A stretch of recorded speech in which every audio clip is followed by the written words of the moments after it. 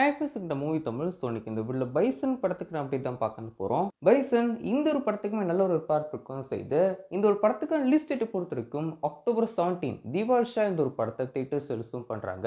அடுத்த வெள்ளிக்கிழமை இந்த ஒரு படம் தியேட்டர்ஸ் ரிலீஸ் ஆகும் போது இந்த ஒரு படத்துக்குடைய டியூட் அது மட்டும் இல்லாம டீசல் அப்படி சொல்லிட்டு இந்த 3 படங்கள் இந்த வருஷம் தீபாவளி ஷா தியேட்டர்ஸ் ரிலீஸும் பண்ண போறாங்க. இந்த வருஷம் தீபாவளியை பொறுத்த வரைக்கும் யங்ஸ்டர்ஸ்க்கான அதாவது தமிழ் சினிமாவில் இருக்கிற யங்ஸ்டர்ஸ்க்கான தீபாவளி ரிலீஸா இருக்கும் போது 3 பேருக்கான அதாவது ஒரு யங்ஸ்டர்ஸ் உடைய படம் 3 யங்ஸ்டர்ஸ் உடைய படம் இந்த வருஷம் தீபாவளிக்கு ரிலீஸ் ஆகும் போது பெரிய ஹீரோடைய படம் எந்த ஒரு படமே இந்த வருஷம் தீபாவளிக்கு ரிலீஸ் ஆக போறது கிடையாது. இந்த வருஷம் பாத்தீங்கன்னா கருப்பு திரைப்படம் தீபாவளி தான் ரிலீஸ் ஆகும் அப்படின்னு சொல்ல சொன்னாங்க.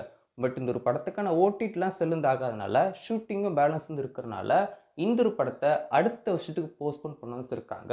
இந்த ஒரு பைசன் படத்தை பத்தி என்ன அப்படி சொல்லி பாத்தீங்கன்னா இந்த ஒரு படத்துக்கான ட்ரெய்லர் அக்டோபர் 13 வர மண்டே இந்த ஒரு படத்துக்கான ட்ரெய்லர் டீம் ரிலீஸும் பண்ண போறாங்க. இந்த ஒரு படம் கண்டிப்பா துருவ் விக்ரமுக்கு அடுத்த அவரோட சினிமா கரியரை இன்னொரு லெவலுக்கு கொண்டு போற திரைப்படமா இருக்கும் அப்படின்னு சொல்லிட்டு எல்லாரும் நம்பப்படுற ஒரு படமா இருக்கவும் செய்து துருவ் விக்ரமே பெருசா நம்புறாரு இந்த ஒரு படத்தை.